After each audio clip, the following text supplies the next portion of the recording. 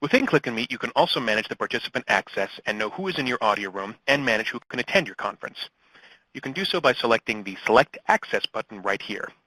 Now, by default, all rooms are set to unconditional immediate access. With immediate access, participants are granted immediate access into the room, meaning that they are not going to have to be entering in any codes or having to be delayed.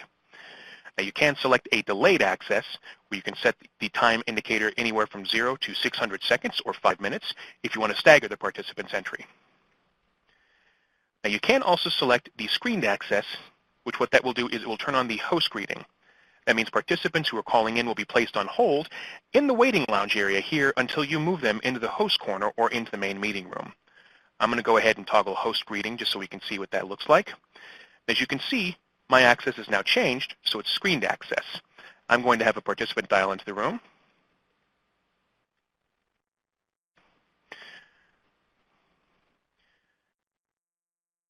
With screened access on, the participant will receive a prompt saying the host will be with you shortly. What I'm going to go ahead and do is I'm going to click and drag myself into the host corner.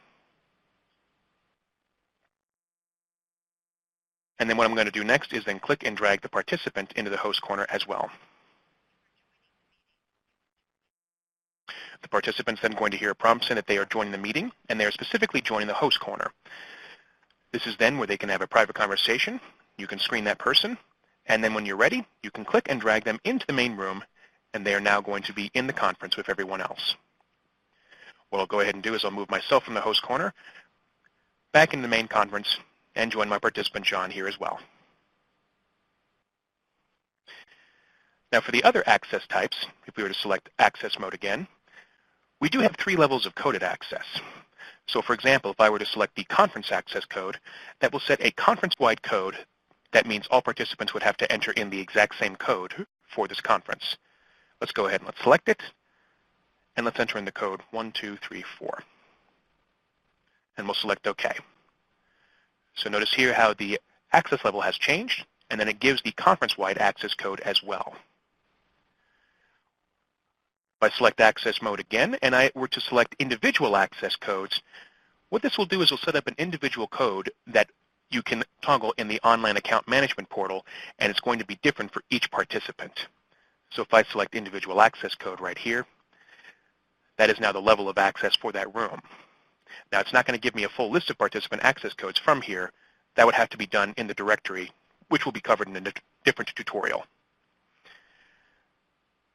Another option for select access mode is I do have the ability to select conference access as well as individual access codes. So that means that both code groups of individual and conference-wide are needed to access the meeting. So participants would have to enter in 2 codes. I can go ahead and reset the conference access code again now that individual access code and conference access code are turned on. So now here it says conference access code with the conference-wide code, and then IACs for their individual access code. Now the last level of access that you do have the option is incoming calls disconnected or locked access.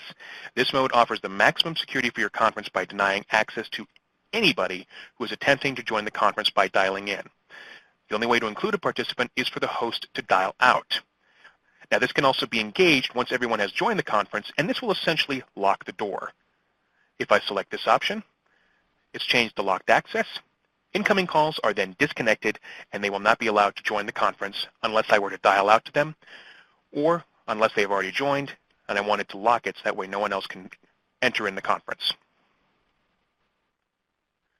Thank you very much for watching this tutorial, and we look forward to having you view the next one.